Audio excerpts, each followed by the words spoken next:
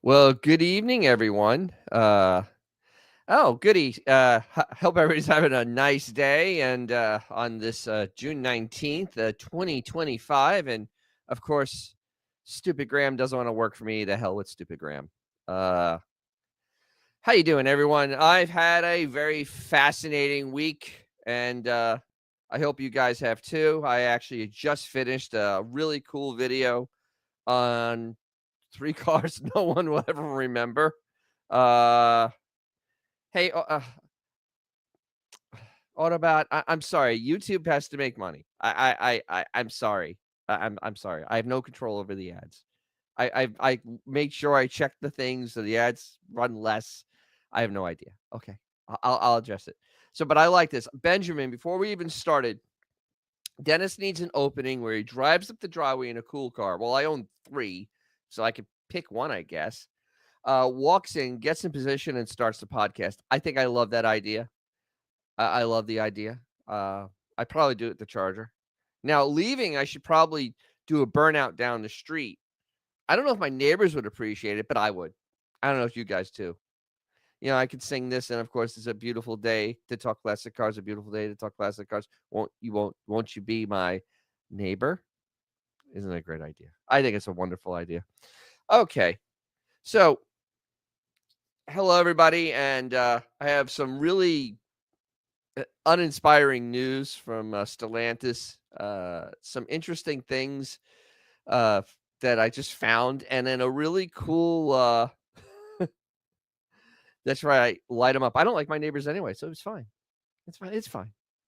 Um, but I had a really interesting experience on my little drive on Father's Day. I take my '89 BMW out, and I go up this thing called the Ozello Trail. I'm actually gonna make a video of this drive down the Ozello Trail in Florida. If you're ever in Florida and have a fun car to drive, the Ozello Trail is absolutely one of the funnest things you could ever do.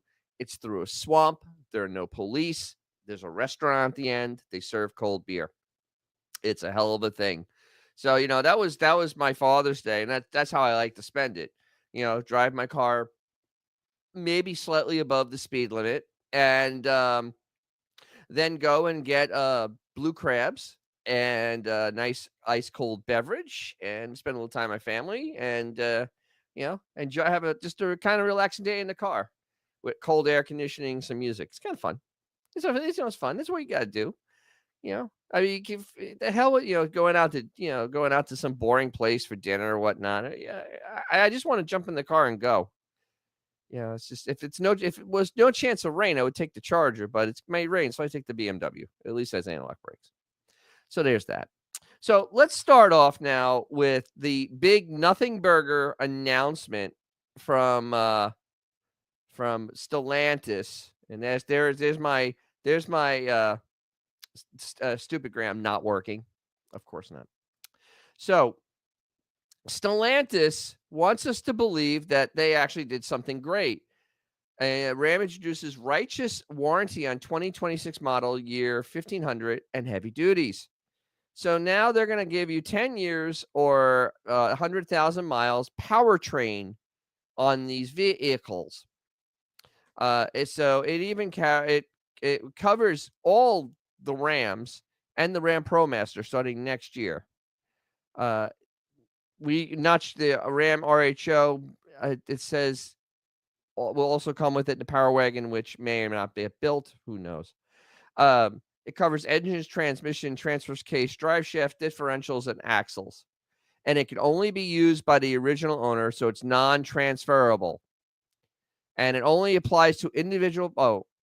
It applies to individual buyers or businesses, whether they buy a lease. Excludes fleet purchases. So if you're fleet, you're screwed. So this is a marketing technique that companies do. This original New Chrysler Corporation did this in 1981 when they had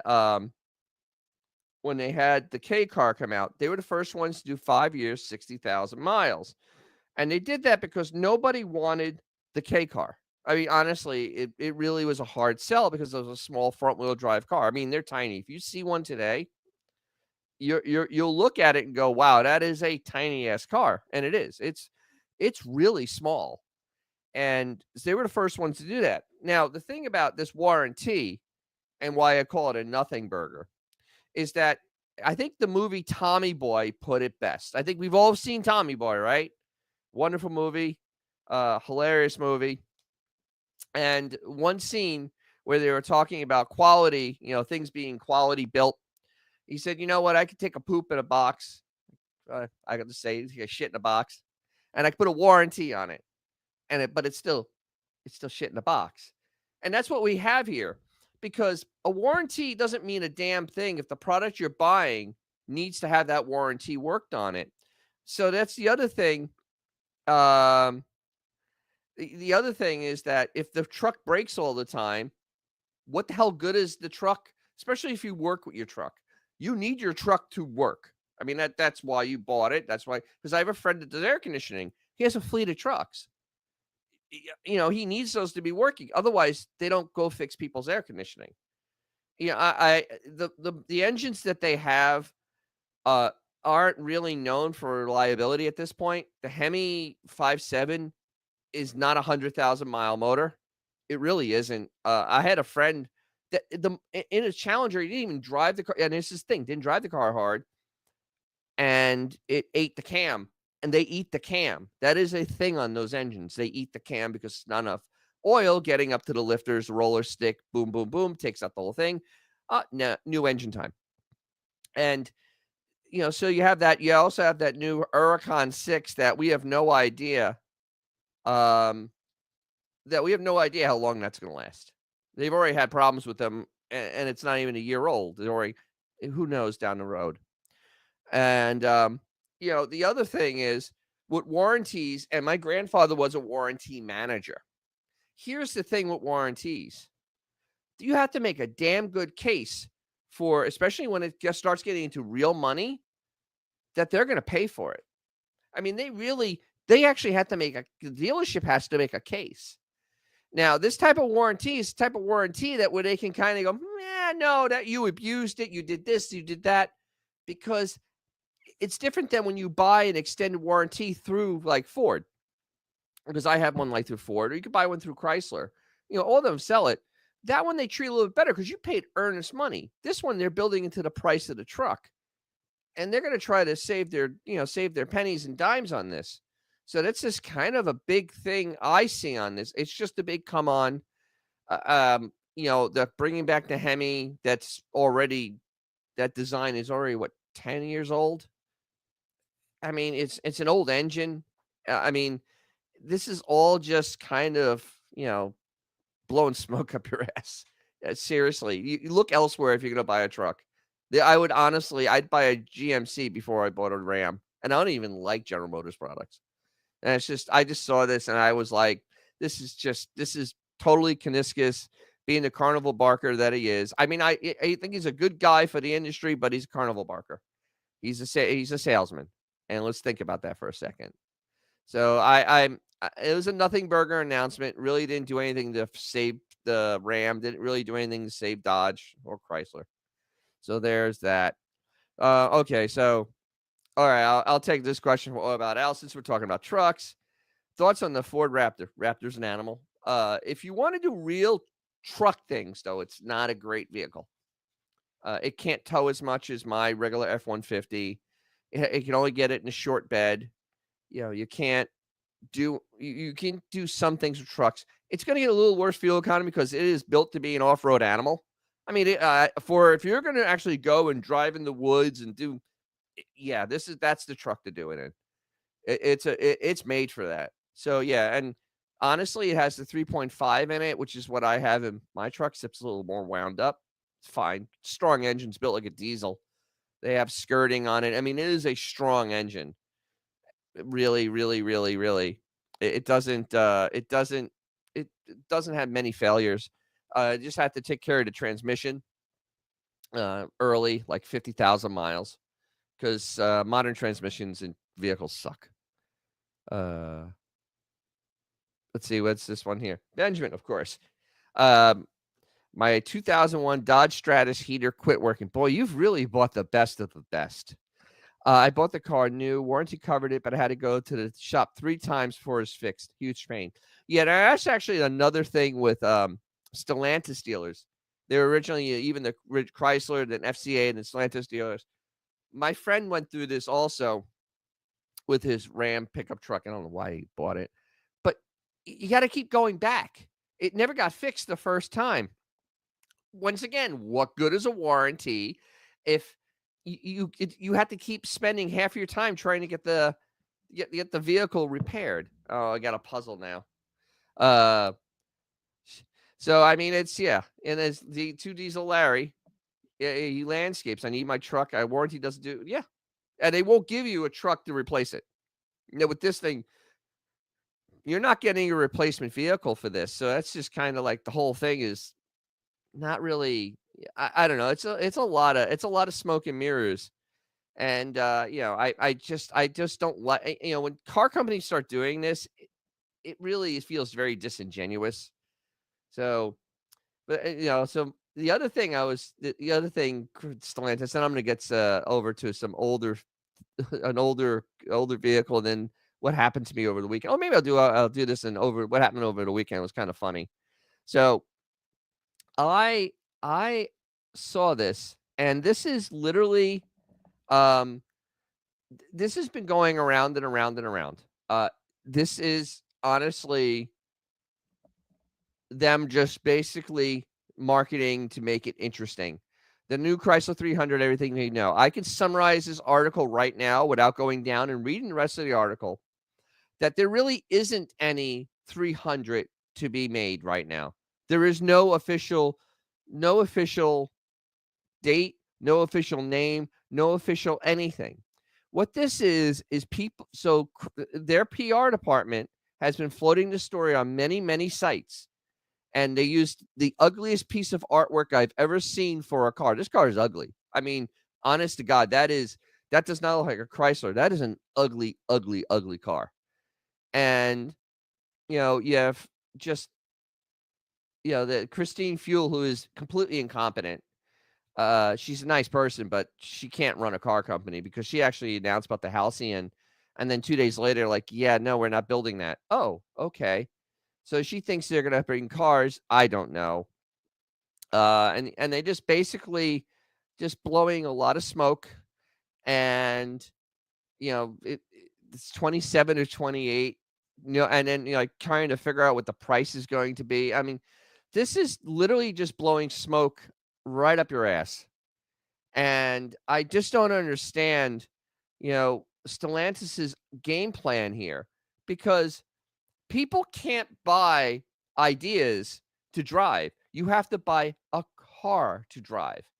I have old cars, but I need new cars to go and like tow my car, like a truck to tow my car, or to go to work, or go to the store because you're not going to take a classic car to go to the store. So there's that. I just find it very weird that they just throwing a lot of pie in the sky kind of stuff. It's just very strange. So I don't know. It's not like the old days because the old days they did slip out like real product stuff because it took like 2 years, 2 to 3 years to build a car, and it still does though. And if you're building something, there's going to be leaks because that's the way it works. You can't have it completely tight. I mean, look with the new Shelby that's coming out. I mean, there is so much out on that car. I mean, literally, we already know that it's going to be close to 1,000 horsepower. And the new Corvette that just dropped, the new ZR1, that just the 1,060 horsepower car. We went and I mean, we knew that it was going to be that much. We saw it at Nürburgring. We saw the times. We heard the car. You knew that it was going to be that much. So it's kind of hard, especially in this day and age, to hide a product that's very close to market. And they're not even remotely close. Oh, well, hello, Barbara. How are you? So, and I got a cat, and yeah, I got a cat. She's just here. Yeah. Okay. Cats are not really good for helping with podcasts. They're kinda terrible, actually, especially when I have to work everything. So it's just kinda weird. So I yeah, you wanna know how bad I actually, let's go one more, one more thing about new cars, and I have to go over this because I saw this article, and it actually kinda blew my mind because this is where we are. Let me take this down.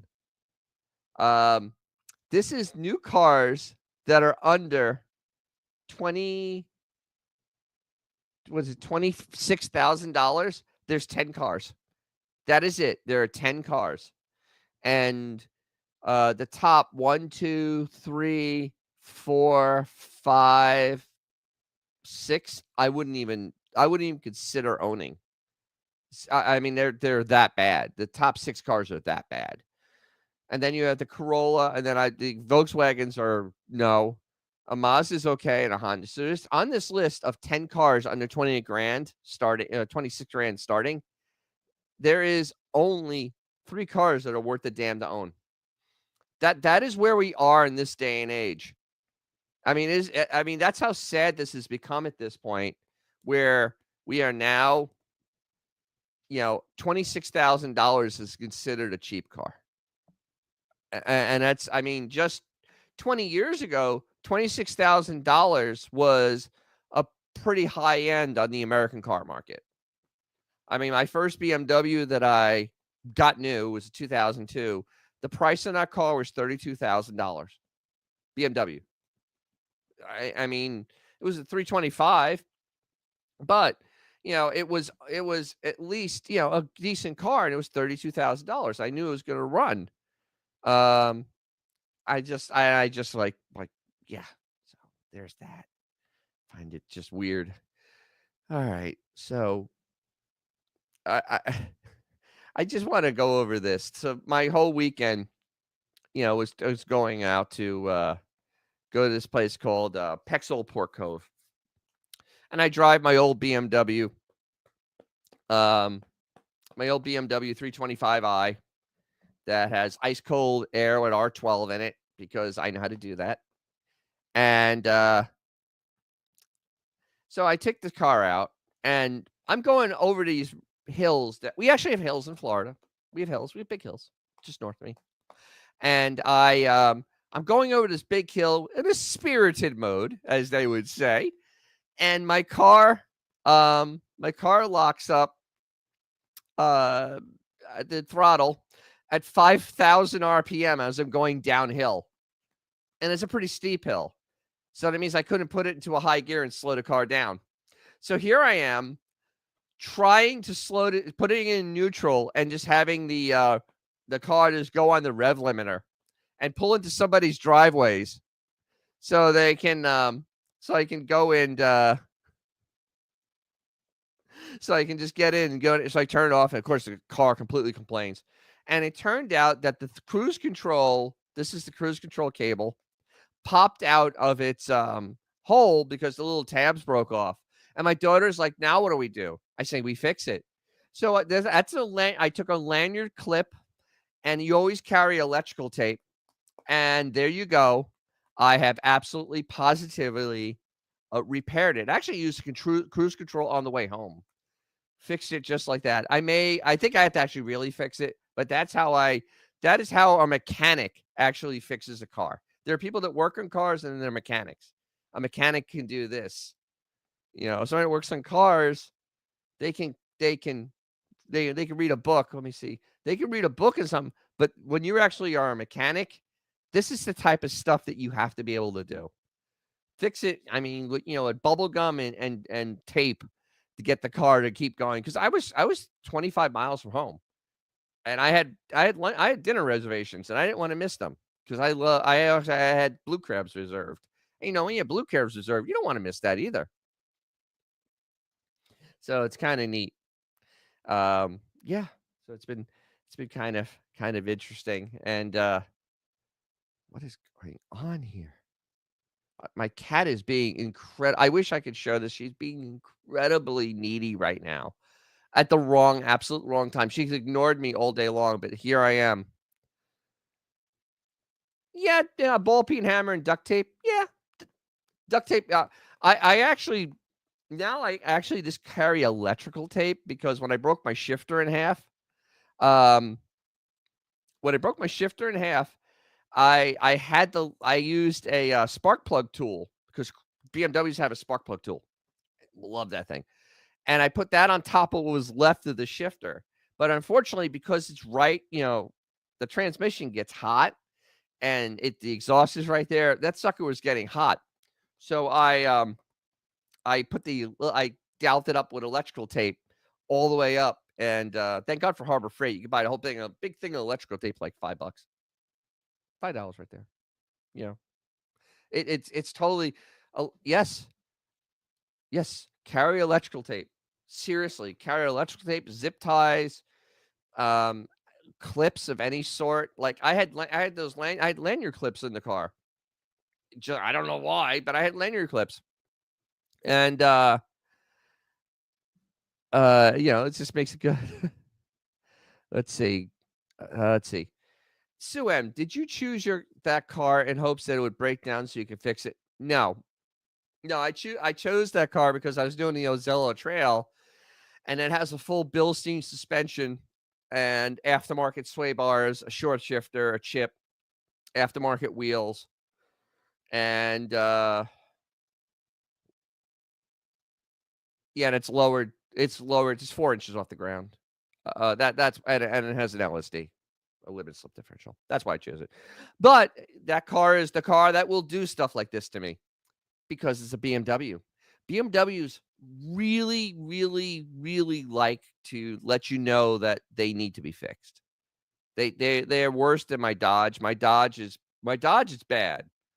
It gets a little pissy, but a BMW, from my experience, is horrific. Actually, terrible. That could be the whole thing. It's like you know, but like one year we drove it. The air conditioning broke on the car on the way back home. The air conditioning broke, and I had to go fix it. Let's see. Here we go. Sue M. Is three is there a top 5 tools I should carry in my car toolbox? Yes. Okay. Uh, Always carry a regular screwdriver, a regular sized Phillips, a multi-tool, a Gerber multi-tool because that has pliers, everything on it. I would carry adjustable pliers, wire cutters, and um, it wouldn't be one tool, but I would get like a socket set because and so that then of course like the others it's throwaway stuff, tape, zip ties, and duct tape because you have to if I mean honestly and, and get a can of uh tractor trailer fix a flat and an air pump because you'll never get stuck anywhere. I mean, as long as there's not a hole in the side of the tire, you're gonna be kind of good. But if you get the tractor trailer fix a flat, it'll pretty much fill the tire up. Then you top it off with that. And you know what? If the guy's gonna complain about you using it, it's like, hey, I had to get off the road because it's easier to do that to try to change a tire. Because when I drove my '95 BMW from Las Vegas to Florida, I mean, it was loaded up with a lot of crap, but I bought a big thing of Fix a Flat because in the middle of the New Mexico desert, say in the middle of or West Texas, calling AAA is not really a great thing. Trying to fix the tire on the side of the road, not a really great choice. So that's why I had to have that whole, fix a flat. I had a little air pump, just to get it so I can get someplace though. Uh, let's see. Being that you're handy with your cars, you should always have tools, etc. Absolutely, and know how to use them. That's the big thing. and kind of figure out how to fix things on the fly. The other thing you should always carry spare fuses. You always carry spare fuses or some way to jump the fuses because they can burn out and they can actually make things not work because a fuse can be out. Uh, e- um, BMWs always had like light bulbs in them and just all sorts of weird stuff, but you never know. Uh, yeah, Barbara Dorst. My father loved my Camaro because he could work on the car, and it was like the last one before the computer stuff. You could still work on computer stuff. Like the '95 BMW is computered, but it's simple computer. It's OBD1, which is a lot less intrusive than OBD2. Uh, you could still diagnose it like an old car. You could still kind of fix it like an old car. So yeah, it's way it can be done. Sue M is asking 4 inches off the ground. How is that possible? The car's lowered. The springs on the car are shorter than the stock springs. It literally sits 4 inches off the ground. I actually have a metal skid plate on the front of it that actually does hit the ground repeatedly. And not going over curbs or any. No, it literally going down the road at speed. It will inevitably scrape the ground. There's a one section on road where it does it. You do about 70 miles an hour, and it kind of goes this, and it goes, and you could kind of feel it hit. Yeah. So that's because the car was made for autocrossing, and when you're gonna try to go fast on tight turns, lower center of gravity is better. So that's why it's set up like that. It's set up more for well, right now it's set up more for faster cruising because it's a little looser in the butt. But for autocross, you really need to have it low and tight. So that's yes, I do need AAA. I have AAA. I have the max cover AAA. If you have a car and drive anywhere, buy AAA. But just don't. It's not a lot of money. They'll tell you 150 miles. And with my classic car insurance, which is on that car and the Charger, I'll get another 100 miles. So actually, I can go. Well, it's 150. I think I get 300 miles tow. Um, what about all? Dennis wants us to carry everything you need to steal a car in our cars. It is so hard to it is so hard to steal a car these days, unless it's a Charger or a Challenger. They're actually really easy. All needs that little thingamabob that catches the signal, and then you can just go start it. So there we go. Uh oh, my grandfather had an old girdle in the car in case one of the belts broke in an emergency. He could just use the elastic. Yes, actually, my uncle taught me, and actually we did it once. Oh, I swallowed wrong. Use pantyhose. Pantyhose are a great. Oh my god, I'm gonna die here. They're a great solution for a broken belt because they're extremely strong, and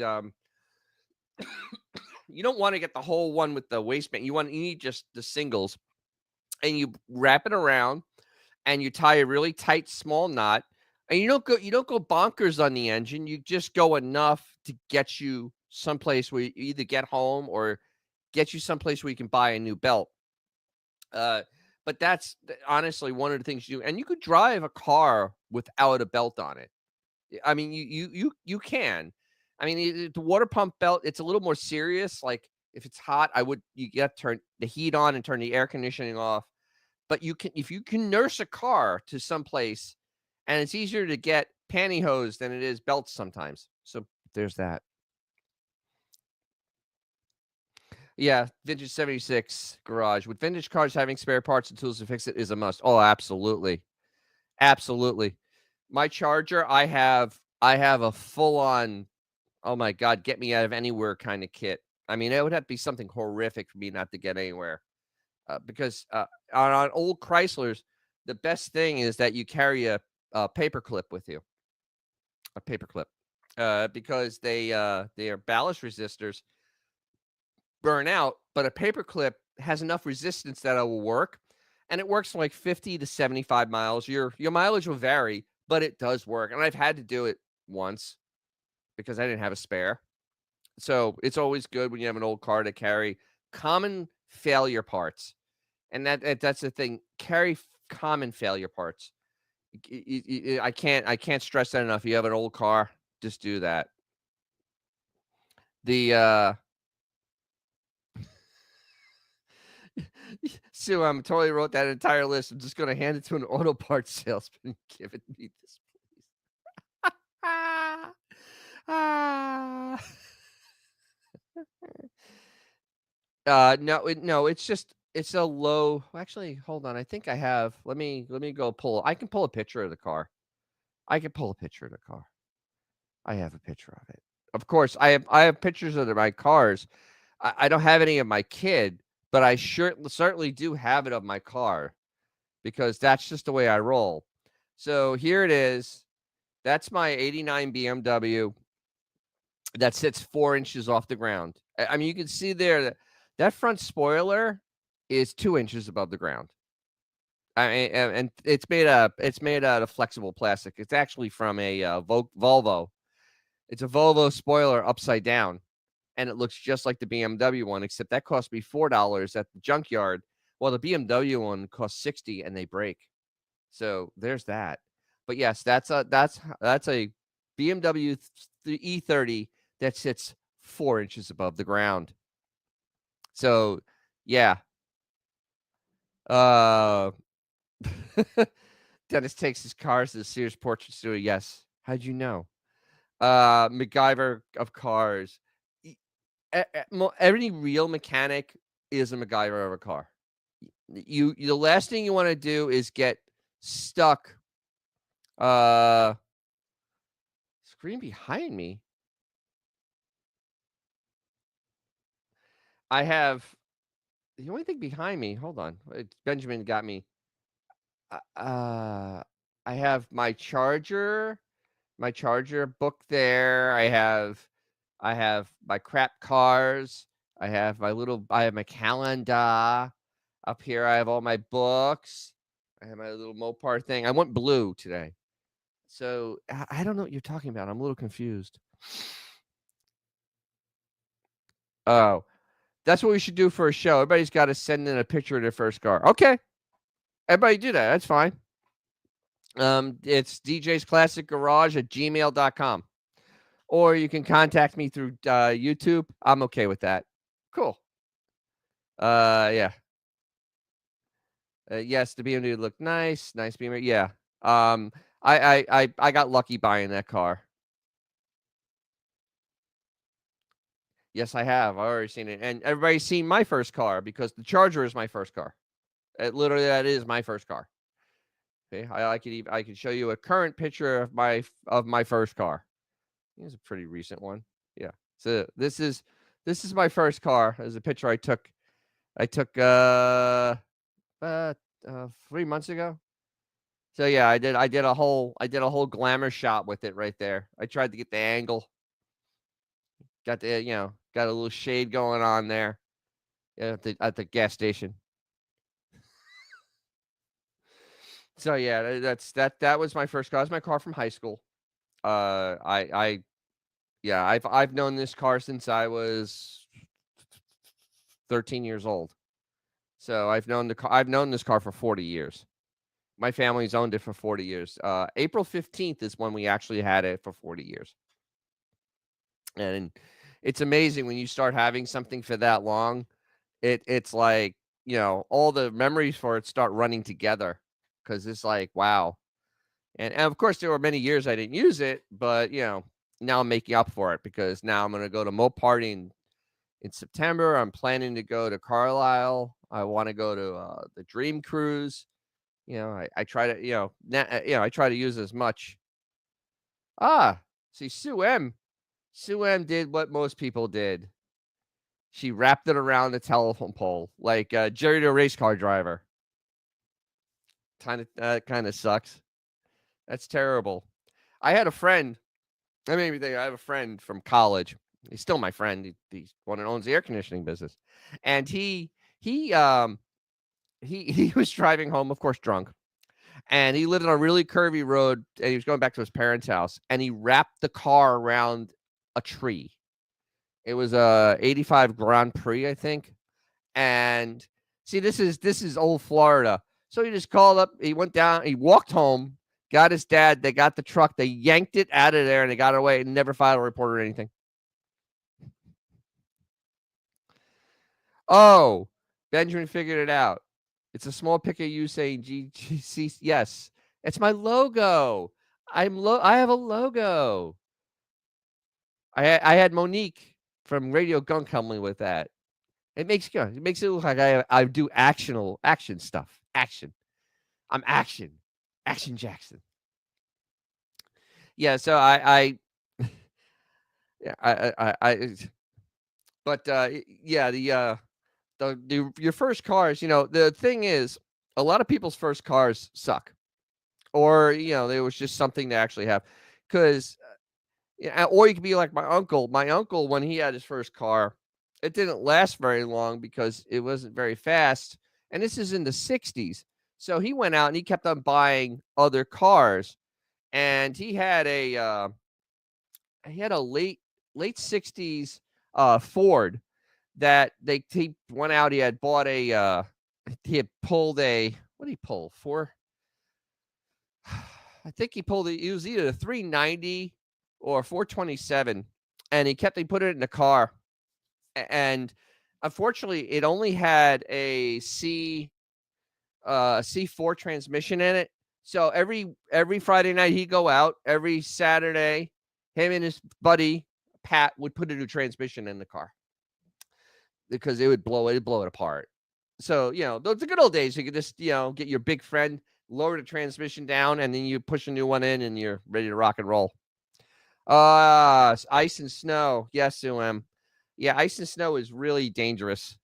I grew up in that, and I try to avoid it at all costs now. It's not pleasant. First street legal car or parts car, doesn't matter. Whatever you consider your first car. Usually, it's something you drive. I don't know what you. I guess you were collecting, getting ready to build it. You probably started building stuff when you were 13. Yeah. Ah, the blue old Cutlass Supreme. There you go. There we go. Those were nice cars. Honestly, that they hit such a home run with that body design. That was a home run. That body design was phenomenal. Nobody could touch their mid-sized cars in the late 70s and early 80s, because the Monte Carlo and what was it, the Pontiac, I guess it was the Grand Prix, was on the same thing. And the Chevy, what is Chevy? Oh, it's Chevy Monte Carlo, Olds Cutlass Supreme, the Buick Regal. Yeah, they were there. Yeah. Oh, so you wrap the car around the pole and then you get a Mustang.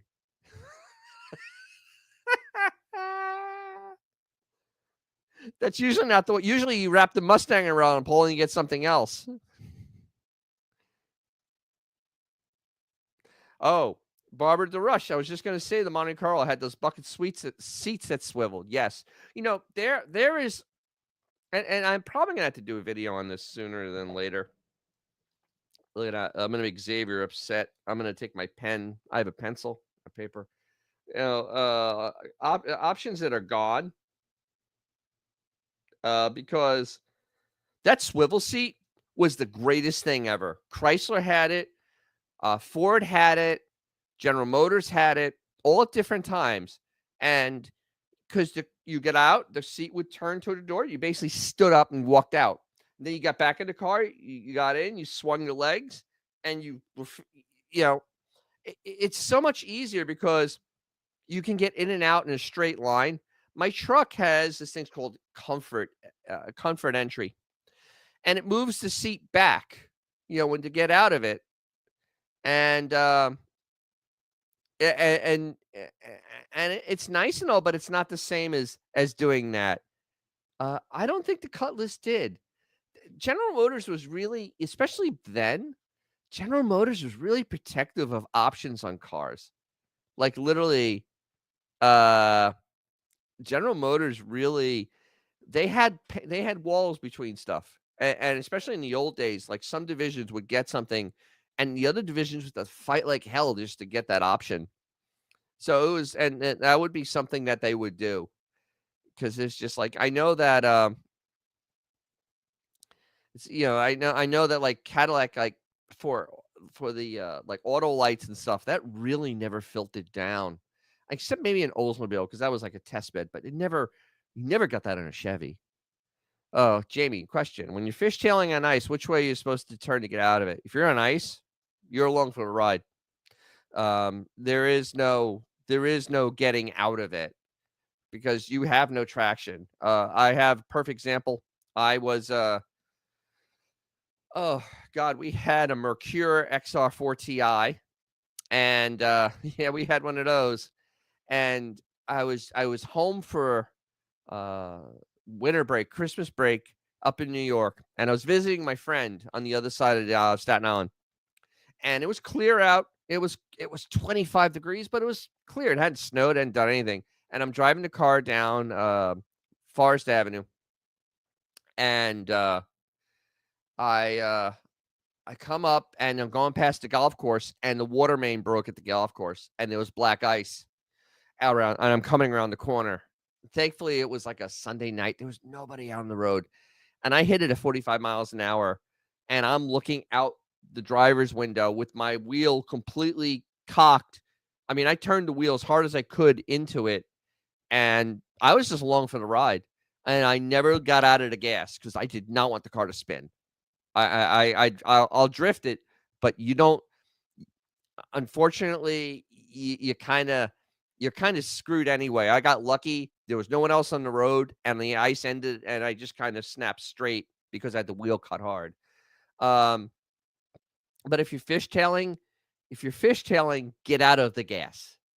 If you can see, you just get out of the gas. Don't give it any more power because it and steer into the slide, but do not give it any more power. That's the last thing you want to do. What you want to do in that situation is that you want it in a higher gear. If you have a manual, you can shift it, put it in second, because you don't want to have as much torque because you'll just spin the tires, and you just don't want to do that. But yeah, never ever touch the brakes. You will absolutely you'll be hating life at that point. Yeah. Uh, Vintage 76 street little car was a 85 Nissan Pulsar. I haven't seen one of those. Wow. And of course, a bunch of Beetles for projects, of course. Those are good cars to learn on. Uh, don't put it in neutral. Lift off the gas. Don't put it in neutral. You want to have control. Put it in higher gear, but don't just go along for the ride. You have to have some control. Yeah. Those Mercurius cars are rare. Yes, because they're garbage. They are actually in that crap car book. We had it. It got stolen before it could break. The engine was okay. It had the 2.3 Ford in it. It was everything else was junk on the car. I mean, it was just Ford's attempt to be cool and cash in on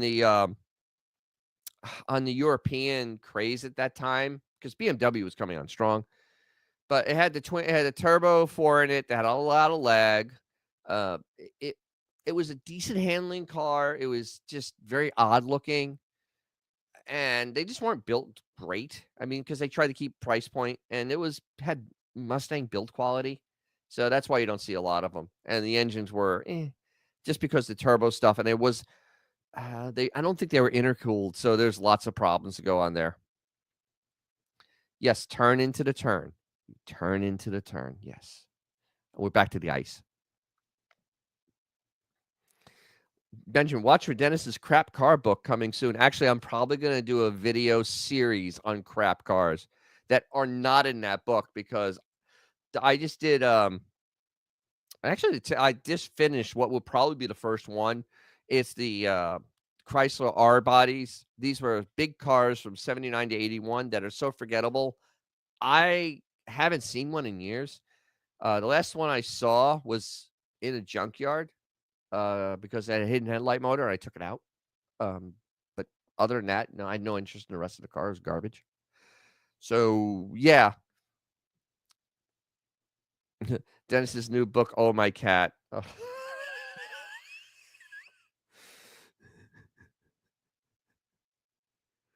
Oh, so 4339 JK looked up 7377 Cutlass did swivel. Huh. Learn something new every day. I've never seen that in a Cutlass. I've never seen that option. Doesn't mean it doesn't exist. I've never seen it.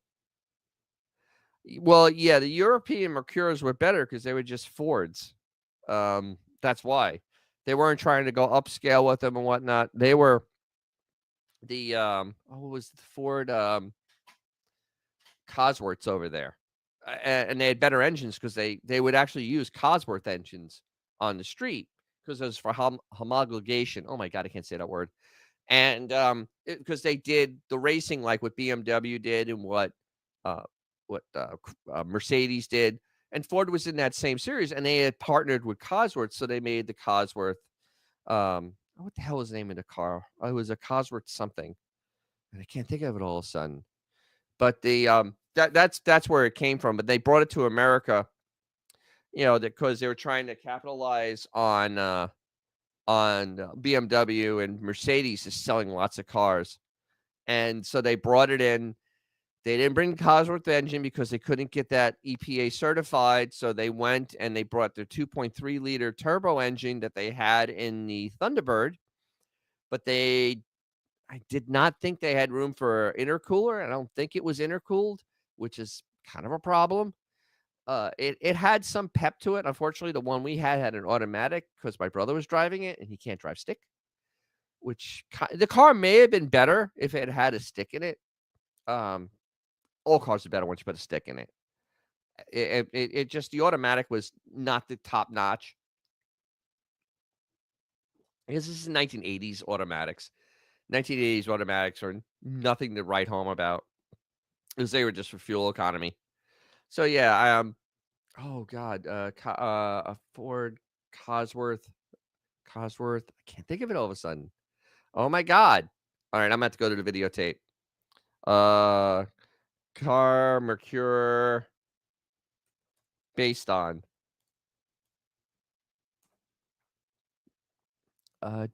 Sierra. There it is. The Cosworth Sierra. How can I forget that? But the Cosworth Sierra is absolutely phenomenal car. Actually, Wheeler Dealers back in the day, one of my favorite shows when Ed was on there. Ed, the man that could fix anything.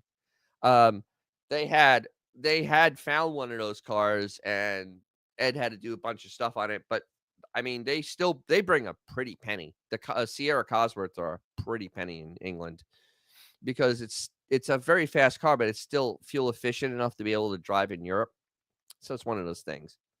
So yeah, I mean, you know, but yeah, I think I may actually because I'm gonna be doing a video very soon. On my our friend Monique asked for it on for the Chrysler TC, which just stands for turbo convertible, made by Maserati. Not really, and I think that I'm gonna have to continue the series of crap cars because I may just make a whole thing for crap. Would you put 3 pedals in your 72? No. My Charger is too rare, which is, a blessing and a curse. And this is kind of where it sucks where you have a car that's actually rare. This is why I'm planning and I'm looking, I'm looking for a place to move to build a garage so I can build a car that I don't care about. And I I'm going to, I can't really do anything with that car because it's one of 399 made that year. It's the highest production number that's left. It's number 464 out of 480 sunroof cars. There's only 16 that are built after it. I've owned it for, a family's owned it for 40 years. You're at the point where it's just like, yeah, you can't really do much to it. I mean, everything I've done to the car, I can undo in a weekend.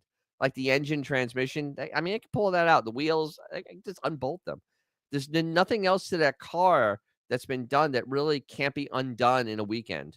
And that's kind of where I am um, with that car. And it's kind of happy and sad, but it kind of reminds me of a memory. Ugh. The two Diesel Larry. Dennis, what do you think about the performance chips through OBD? Now, are you talking about actually opening the computer up or doing a programmer? And now with the programmers, see, this is where it gets kind of sketchy. On Ford is really, really lax with the computer controls. They are You're able to go in and you can do a lot to a Ford. Of course, if something goes wrong because of that, you're out of luck. But like Dodge has their entire computer systems locked down, and trying to do programming and stuff on those is really hard. I'm okay with it. I chipped my '89 BMW. The '95, I believe, is chipped also because I told my uncle, please put a chip in that car to bring it to life because it's a freaking convertible. Um, so yeah, um, the so yeah, Forescan, yes, 4339JK, yes. For actually on my truck, I have Forescanned the hell out of it. I probably could just do a video on all the stuff I Forescanned. I actually have the Raptor startup on my sync system. I have the air conditioning controls are on the sync system. They're not. Then the heat and the seat controls are on the sync system because they weren't there in 2016. So my air conditioned seats and heated seats are there. I changed the lighting to Lincoln lighting, so I have all the Lincoln colors. Make the power outlet stay on. I changed the turn signal blink, and the Ford dealer doesn't care. I have all. I put in remote start. I bought a little adapter that goes on the OBD, and it turns the remote start on. You use Forescan, and I can restore remote start my truck, which is pretty helpful in Florida when it's 5,000 degrees outside. So yeah, let's see. Dennis, how's the body on that car? You know how it would be if you still had it in New York. Oh, which one? Any of them? The Charger would actually be. The Charger was bad. It was up north for a while, and it was a Chrysler product, so it rotted. In the front fenders, it rotted in the rear corners. It did not lose a trunk. I did have to do a front floor pan because inner fenders were gone. I had to have them changed out. Yeah. Plus, cars, especially Chryslers back then, were built like garbage. Now, my BMW actually came from Buffalo, New York, and that car is super undercoated, and I don't think it drove in the winter because there's no rust on that car. I mean, honestly, nothing of any serious for something that '89 BMW is 36 years old. And honestly, the body underneath there is in such great condition. Such great condition. Somebody ripping on the 43339 JK. Those Chrysler losing the stylized side markers in 72 sucks. Yeah. That was cost cutting. Everything you see with Chrysler is because of cost. It has nothing to do with being better. The 71 side markers were probably the best side markers they ever put on a car. And they honestly, I'll even show because what they did is they built them into the into the fenders and into the the fenders in the corner panel, and it was really why is this? Oh, let me just do 71 Charger. But what it did is it really accentuated, it just made the car look really clean, and it really was a really great styling cue on the car, and I'll show it here. This is really really good. See in the front, they're inside the fender and they're behind it. So it's really a clean line. So it's not a bump above. It's very smooth. It was a really, really, really nice design, but it cost too much money. So that's why they went to the ugly ones in 72. And yeah, I just the first one I pulled up. Unfortunately, there's a hell crate in it. But yeah. But it does have 17s. But yeah, so it was a really neat setup on that car. And let's see. For me, where am I looking? Near Tampa. Zary Bart. Oh god, Zybar, that stuff is phenomenal. So, I gotta tell you this. Many years ago, I was at this thing in Plant City, which is town of Florida, and they had a car cruising. So this guy comes in with this beautiful 71 Charger 500 and it was not restored. So this is like 15 years ago. So the car was old. And they had done Zybar on this car when it was new, and the stuff was coming out of every seam on the car. I mean, it was almost like they got paid by the, can because it was co out of it was dripping out of the bottom of the do you could see the runs out of the bottom of the door. Inside the engine compartment, it was coming out of the seams in the engine compartment. You could see it all, but you know what? That car will never rust, ever. That stuff is amazing. Absolutely amazing. It is literally the greatest if you live in a salt environment, oh my god, I wouldn't even think twice about doing that. Yeah, let's see. So that would yeah, that's definitely a thing. Oh, so 39 JK, definitely do it. Ford tricks you too. When I turned off the approach lights, it killed my dome light. Yeah, you have to go and read the forescan. There's a, spreadsheet, and just be careful when you're doing it, 'cause I'm pretty tech savvy. It's just the way I am. I'm just tech savvy. And, I knew where, you could knew what was going to be part of that system. But I loved my approach. I like the approach lights. On the F-150, it's a frigging great thing. I also have spotlights in my car. The truck has spotlights, and I modified it. You can't do for forescan, but I did it through I jumped at a jumper. I can turn my lights on at any speed, and they're so bright. I love having that. It's a neat thing to do. Yes, correct. If you Zybar it at Rust, they pay for repairs. Exactly. Oh yeah, Rusty Jones. I remember Rusty Jones. Oh my god, so you used to work at Rusty Jones and do cars? Holy mackerel. Rusty Jones is good stuff. I mean, Zybart's good stuff. Rusty Jones was good stuff. I mean, this is all stuff to make cars last. The European cars use the best undercoat. That undercoating on my BMW is psychotic. I don't even know what it is. I mean, it's not rubberized. It's some sort of coating, and the car just doesn't rust. I love it. Yes, yes, Vintage 76 Garage. Yep, Zybart, absolutely, all day. Oh, hi, Ed Rooney. How you doing? Good to see you. Yes, Rusty Jones. They had the best mascot because they had the big redhead guy. So yeah, the redhead guy that'll take your soul. So it's just all. So all right. So I have a question. So I found this article. And I don't know what does everybody think about this. So they went and they took a Ford EcoBoost, okay, EcoBoost, and they put it into a classic Land Rover Defender.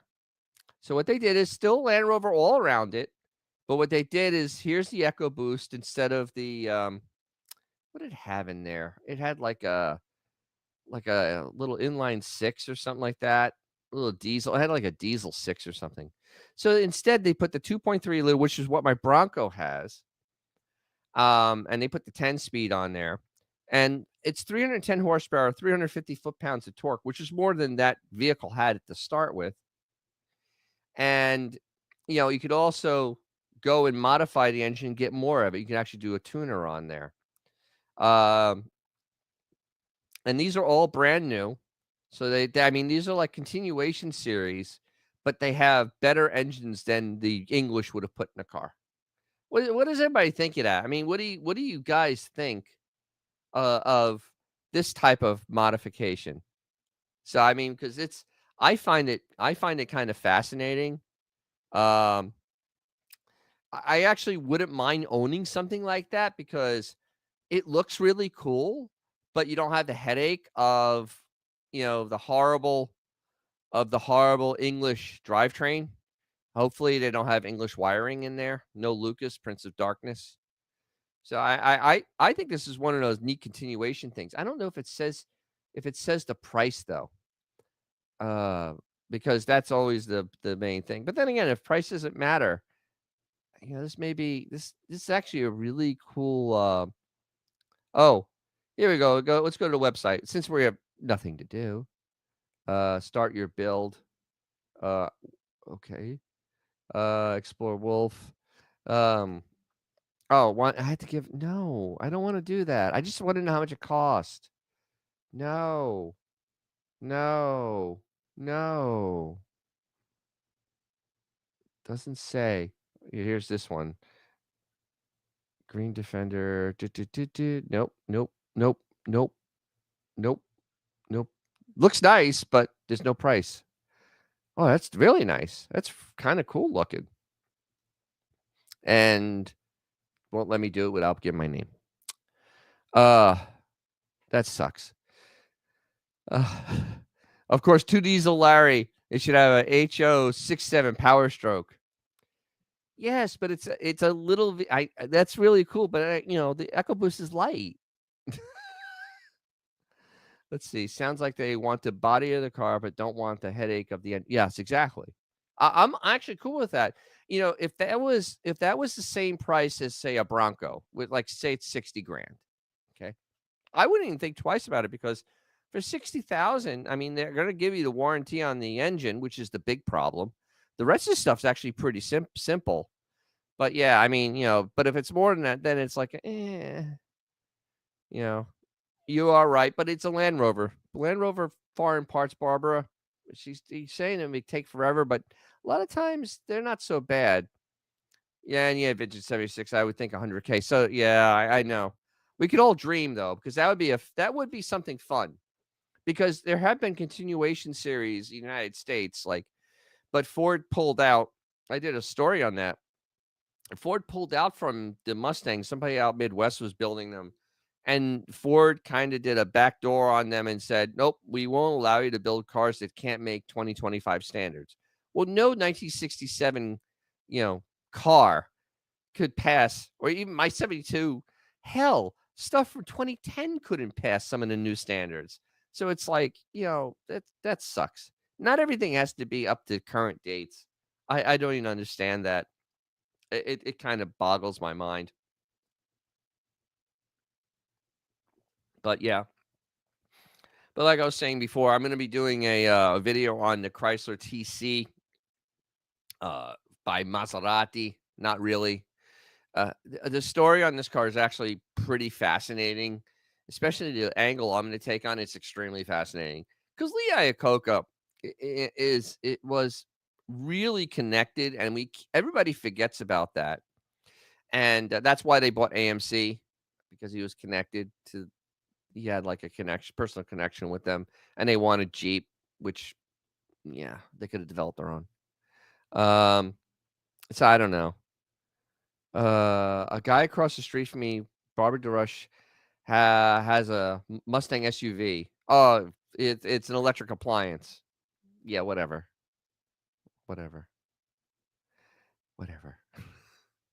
Let's see. Vintage 76 garage. Land Rovers are cheap in Euro. Here in the States, they're big. Yeah, well, because they're exotic here. That's why. That's just like, American muscle cars in Europe are like stupid. You think they're expensive here? Over in Europe, they're like, 150, like a Charger RT is like $150,000. I mean, it's just crazy money because it's exotic. And that's the big difference. Just shipping. Same thing with all the Japanese cars in and out coming in. If you haven't noticed, the late 90s Japanese Nissans. But the Nissans are coming in, and the Skylines, and people are getting line over there. They're buying them like for 5,000-6,000, 6,000 shipping. Then they're selling them for 40 grand here, 50 grand here. Yes, Barbara is doxing the neighbors. Yes, but no, they have an electric appliance. It's okay to do that. They're going to cause her to have a blackout, which was happened to me because my next door neighbor has an electric appliance, and the transformer blew up. and I almost guarantee it was my neighbor's car that helped cause that happen. I don't think it was the air conditioning in the place. It was the car that's sucking up all the electricity. That's what it was. Damn electric appliances. The charger electric appliance. I'd like to go try and film driving one, but I have a feeling they won't let me get anywhere near it with a camera because I think that things are so bad at this point that I don't think that they would even let somebody be critical or even objective with the car because it's such a bad thing. Uh, C bodies are big European, especially in how the 4339 JK. How the hell do you drive a C body in Europe? There are roads in America you can't drive a C body on. Actually, a C body doesn't fit in my garage. Well, I kind of could. I don't have a workbench, but I mean, how? They're like 7 feet wide. And they're 240 inches long at their longest. Holy mackerel. Oh my God. That's insane. Wow. I can't even fathom that.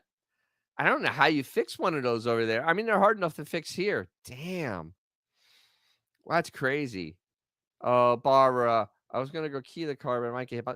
Don't bother keying it. It's gonna die on its own. It's okay. Actually, all you gotta do is get some salt, pour some salt water on it, it'll just catch fire because it's an electric appliance. They don't like salt water. So, hey, it might just burn up on its own during the wintertime when they salt the roads. Plenty of videos on YouTube of road testing EV chargers. Okay, so I'll be one of those guys and go because I know that the Stellantis dealership near me has plenty of them. I damn well know they're not going anywhere. Um, Benjamin emailed me a picture of his first car. Oh, all right, everybody, hold on. Let me go to my email. Let me go to my email. Oh my God. Oh, this is crazy. All right, I have to. I have to. All right, I have it saved. This is the car we had talked about. We had actually talked about this car. Yes, we did. Yes, we did. I remember us talking about it. It was a Chevette. I remember him talking about it. So wait, let's pull this up. All right. Let's refresh this. I know I saved it to here. Come on. Technology. I know I did it. Let's see. Let's see. Let me just download it. Save it. Pintos. Save it. And then we're going to go upload it. We're doing it all in real time because I really want to see this car. Import photos. No. Pictures. Because everybody wants to see. Oh, there it is. Here's Benjamin's first car. Oh, all right. I got it. It is there now. It is there. This is all right. And I think that's a sexy Benjamin, right? All right. And here it is. Oh, don't show it. Come on. I got it. All right. This is a tease. I'll show this so others can do it. But here. There it is. Sexy. Look at that. All right. I showed it. There it is.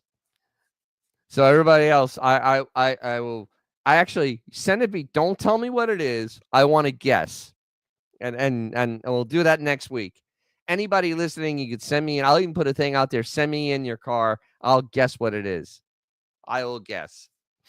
So I'll save that, and we'll do that. And I won't look at it. I won't look at it between now and then.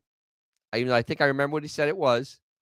And so yeah, Barbara, I'll make that. I'll do a whole thing on this next week. First cars. Yeah. Yes. Look at it. Yes, his Ghostbusters shirt on. I love it. I love it. His Ghostbuster shirt. Ah. What's the email? DJ's Classic Garage at gmail.com. It's also on the, I'll put it in the comments below, and it's also on my page. But yes, DJ's Classic Garage at gmail.com. Couldn't believe it wasn't taken. So, and it's all run together, and it looks really weird when you type it out. I got to open this up. This is actually kind of fun. Barbara, I wonder if you got any action in the car. What Benjamin in that car? Well, I mean, if he was in the right place where, he was young enough and had a car, yeah, that helps. That helps a lot. So, yeah. Because, sometimes just having a car is like the big enough thing, like you're 17, you have your own car. It's a thing. Yeah, I believe that. Yes, Barbara, I have that I love that White Snake picture. I absolutely do. The hair in that it brings back so many memories. But yes, I have it. I will bring that for the show next week.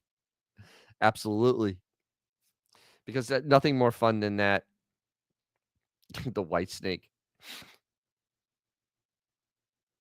Let's see. What it was a Chevette. I got it in 87. The picture from 70. Yes, wait.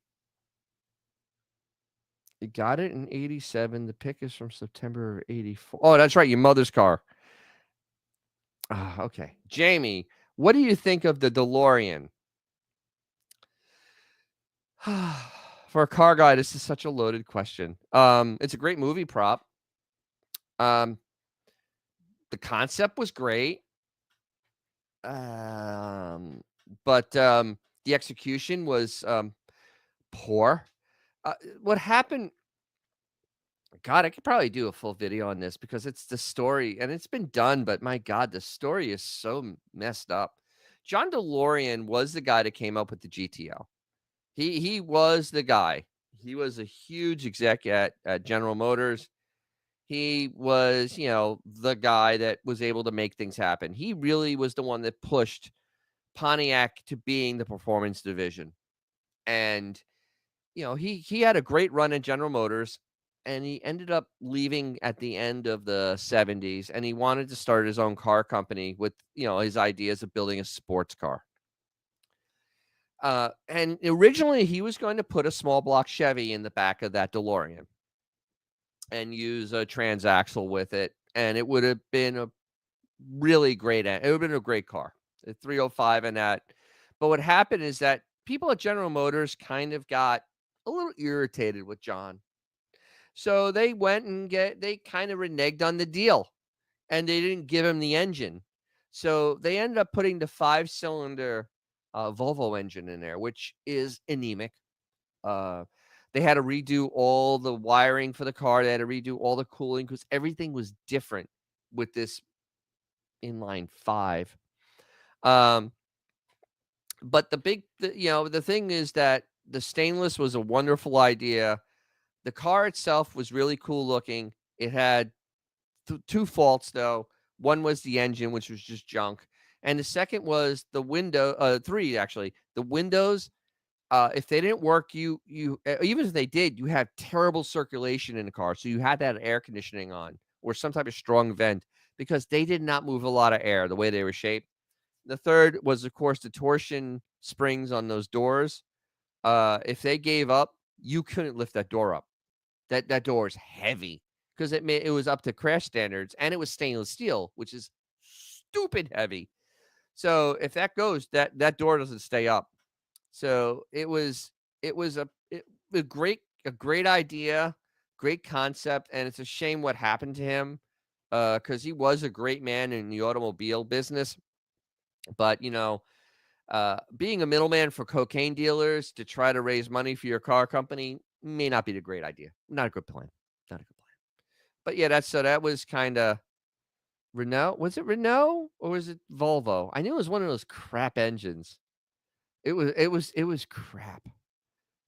I mean, it was so underpowered because, I mean, they were counting on another, I think 50 or 75 horsepower, which is massive in that car.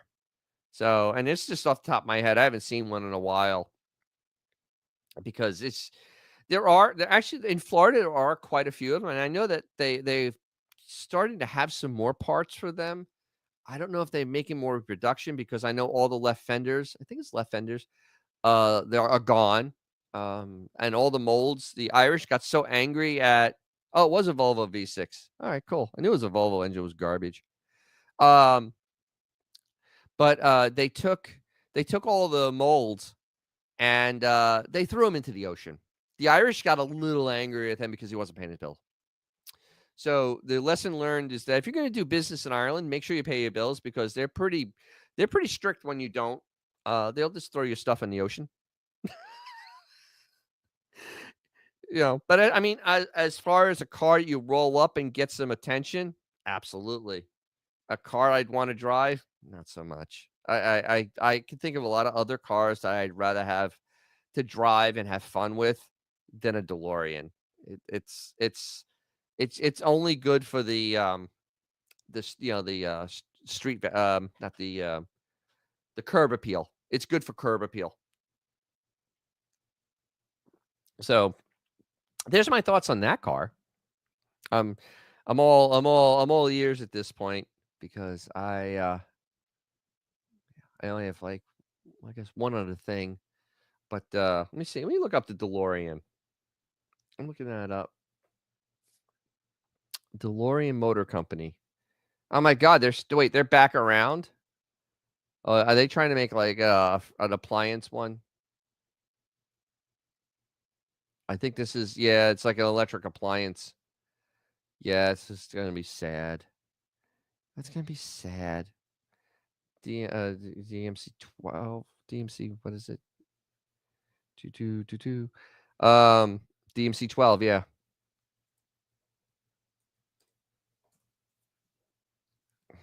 Wow. It's a shame. Uh, yes, Benjamin, actually, they're still doing it. The website's still there. I don't know if they'll ever get off the ground because the electric thing is kind of dead right now. Um, it's, um, it's more dead than you think. AAA just did a, survey. 16% say, "Yeah, we would consider it." Not actually do it, consider it. And that's not enough to keep everybody in business. It really isn't. Ford is just languishing with all their electric appliances. The electric charger is as dead as, yes. I think I was just about to say this. It's as dead as disco. It really is. I mean, the electric car thing is really, it's over. It was a neat fad. It's just like, the 468 for the in General Motors. That's what I equated to. It just seems, you know, yes, Jamie, Irish and Italians are no joke when it comes to business. Absolutely not. Absolutely not. Yes. Flash. Ah, okay. Um, it is true though. It is as dead as disco. Um, I can't figure out though, w- like Lucid and what's that truck maker?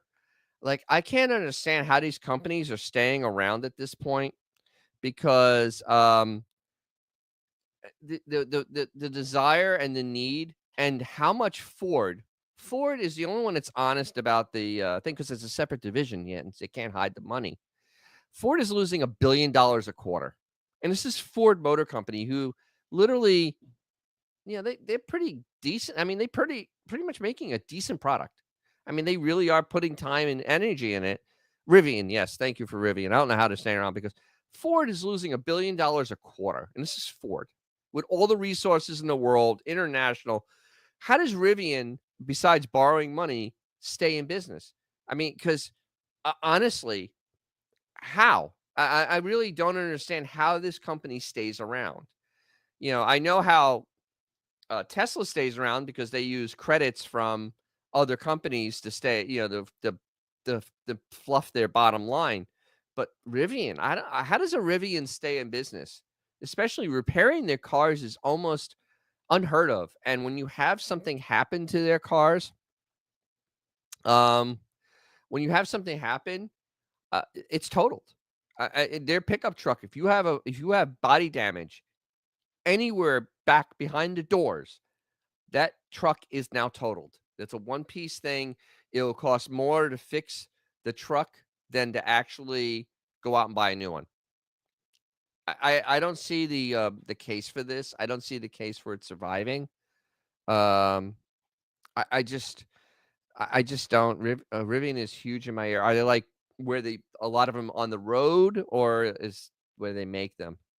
Because I mean, I see a few of them around here. It's just that I just don't understand. In 5 years, what do you do with it? I mean, seriously, what do you do with it? Especially this company's like rather, if something happens to the company, then what do you do? Like Lucid's gone, and what do you do if you have one of their cars? Something breaks on it. Now what do you do? I mean, you're not rolling down to O'Reilly and getting a battery for it. I mean, so it's like a whole thing. I'll out about Al, a lot of Rivians here in Washington. It's maybe to the state. The state also may give them an incentive because a lot of the government welfare for these cars is a reason you see a bunch of them, and they had like a federal tax credit too. But in states, I think that have state income tax, I imagine, especially that type of state, I think that they do that. Up, Jay Thrash. Yep, their offices are there. I see them all the time. Yeah, they just had to go out and borrow more money, which is usually not a great thing when you're selling stuff and you have to keep borrowing money. That's usually not. It's usually not a good long term plan. So I just because I mean you know what a company like that I can understand, because you're trying to do something new. You're kind of trying to catch a trend, whatever. But the company I can't understand is Stellantis, who walked blindly into electric cars, got rid of all their gas stuff that they were making money on. I mean, they were making lots of money on them. And they went out and they made an electric appliance charger that literally can't sell. It was dead coming out of the door. They already got rid of the cheap model. They still have a year's supply of cheap models on the lots, but it's just like now it's just languishing. And I just find that really weird.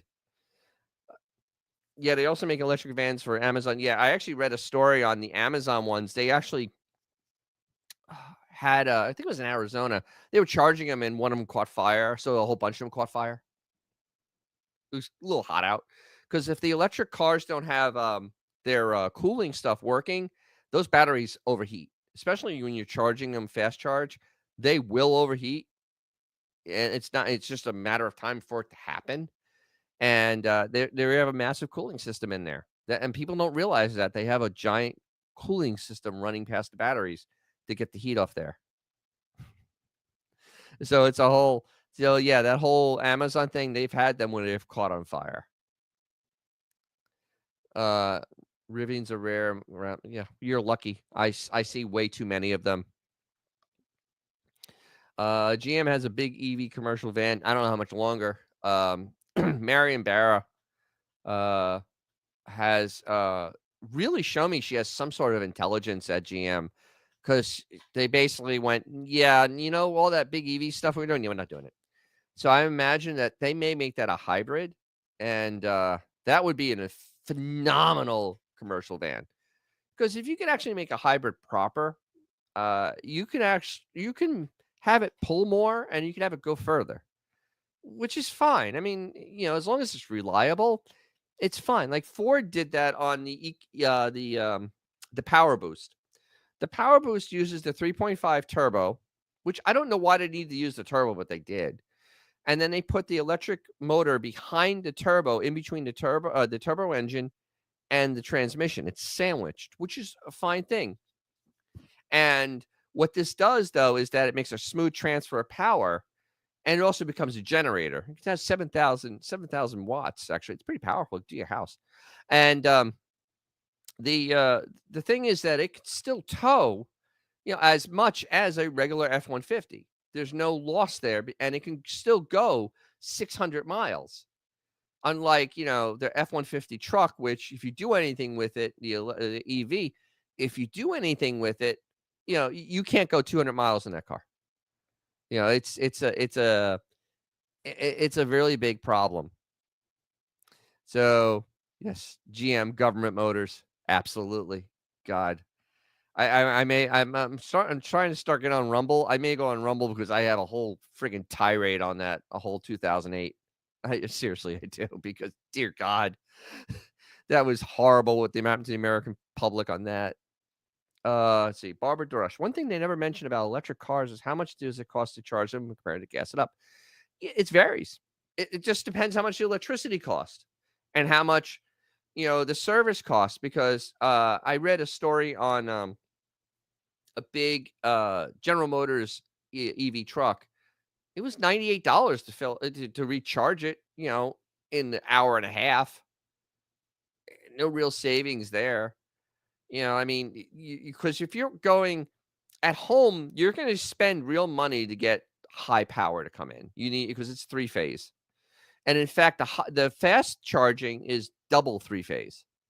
Three phase, if you're not familiar with electricity, that's 220, where it's full. It's not diluted down. It's full power. And that's what comes into your house. That's what your dryer runs on if you have an electric dryer. And that's what comes in your house, and it's really dangerous. Three phase is super dangerous.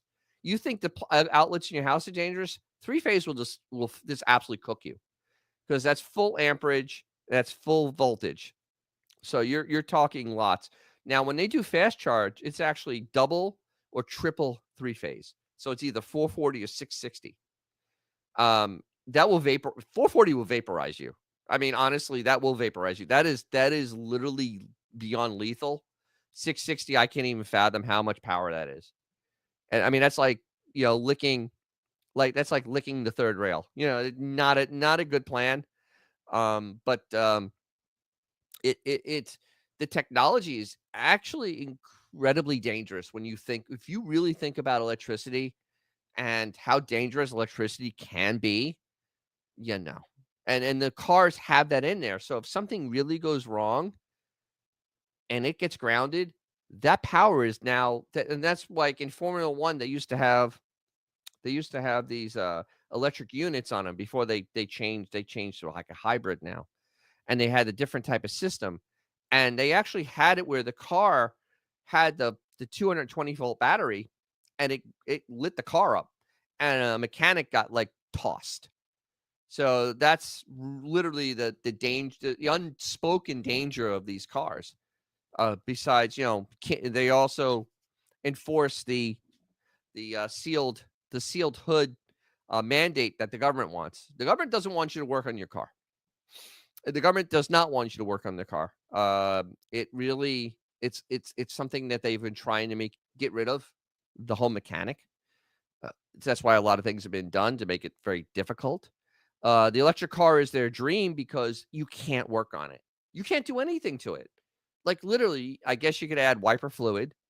Um, that's about it. I mean, there's nothing else in that car for a home mechanic to repair.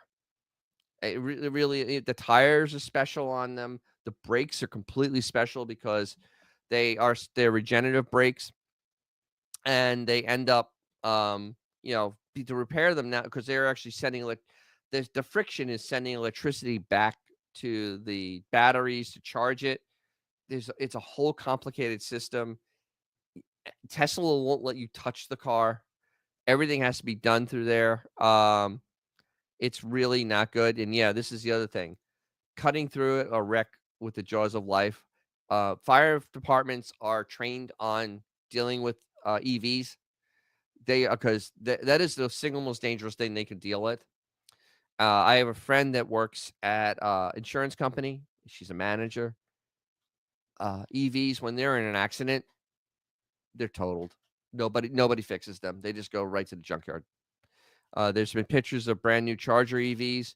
One had 100 miles. It got hit in the rear.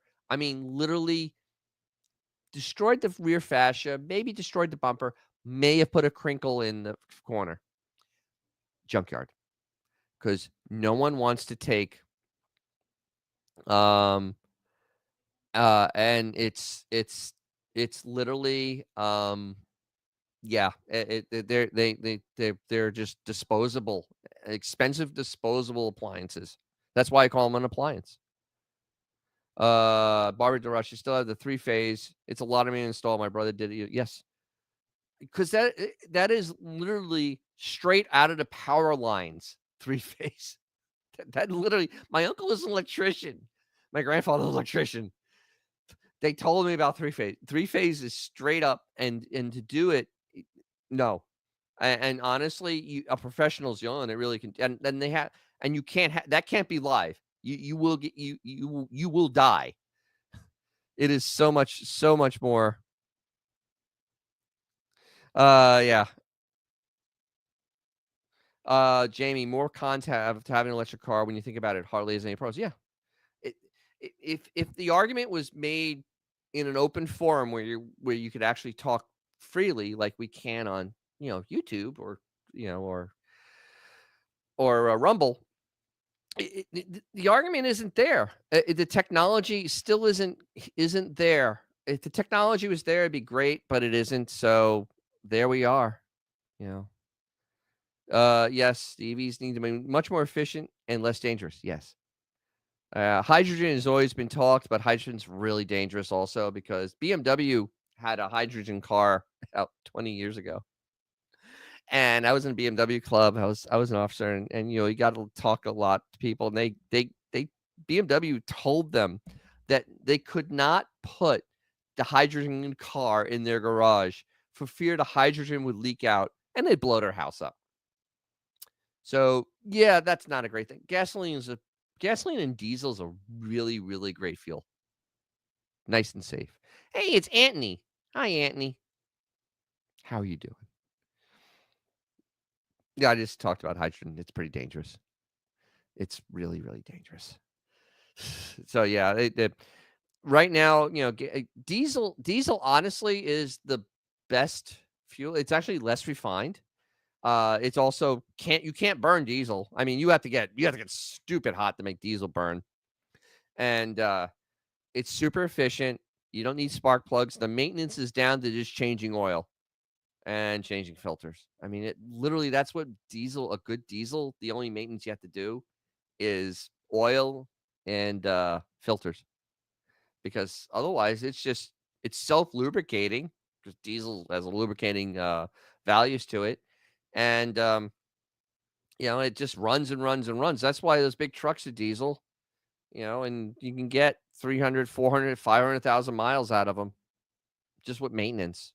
It's hard to get that out of a gas engine. So that's my thought. I mean, honestly, my dream large car is large trucks. You should do diesel electrics like trains. Sideways 117. Isn't the new diesel bad with all the emission systems? Yes, they are terrible with the new emission systems. The urine that you have to put in the thing to help make it clean is pain in the ass to deal with. I believe the EPA has started rolling that back, but unless Congress goes in and gets rid of the EPA or Congress makes it a law, on the whim of people, bureaucrats, things can change. So I never get that excited. Look, God, really? I can never get away from this. GH Rass, let's not forget the Biavian mothership. Ran on a hydrogen fusion core. Yes, like the sun. Let's see. Anthony had a Maverick for a year now, and absolutely, yeah.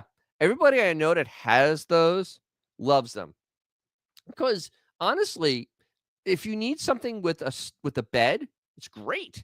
It gets good fuel economy. Get the hybrid one's kind of neat. You could even have it in 4-wheel drive, which is pretty fun. I mean, it reminds me of when Volkswagen made the little pickup trucks, or when Nissan and Toyota had tiny pickup trucks. They were really useful for people, especially who live in the city. you could throw your stuff in the back, but you know, you didn't have a giant truck like I do that's 20 feet long. So yeah. Yeah, Larry, do use Larry, the deaf. I call it government juice. Absolutely. I just call it pee. Yes, they roll back auto stop start. I hate auto start stop. And you know, here's something to think about with auto start stop that nobody thinks about. Okay. It uses your starter and your battery to get you going. What happens if you have, oh, I don't know, an issue with your starter or an issue with your battery and you're at an intersection and the light turns green? Now what do you do? Or even worse, say you're stuck in traffic on the highway and, you know, the traffic's not moving, car shuts off. Then it doesn't start again. And you're in the middle of traffic on the highway. Now what do you do? Because you're not going to, can't push start it, you can't do anything. Yeah, the Bronco we have has that horrible system. Um, the wife won't let me totally disable it. I don't know why. It can be disabled pretty easy. Um, because every time I go in there, I put it in sport mode, and that turns it off. I can't handle it. Um, yeah, it has a switch too, but I hate how you constantly reminding how to turn it off. That just sucks. Jamie, one drawback of having a truck is people always wanting you to help them haul stuff. Yes, help them pick up stuff. Yes, yes, it's true. Especially when you have a truck with a 6-foot bed. Yeah. Also, I found out that I don't mind, but you know, I have a trailer too, and I'll get like, hey, can I borrow your trailer? Sure. Okay, just bring it back in one piece. Maybe bring me a 6-pack for using my trailer. You know, be nice. Maybe buy me dinner. Forescan 4339 JK. You can Forescan's really fussy with the start stop. It's really fussy. I tried it in the Bronco and it didn't want to work.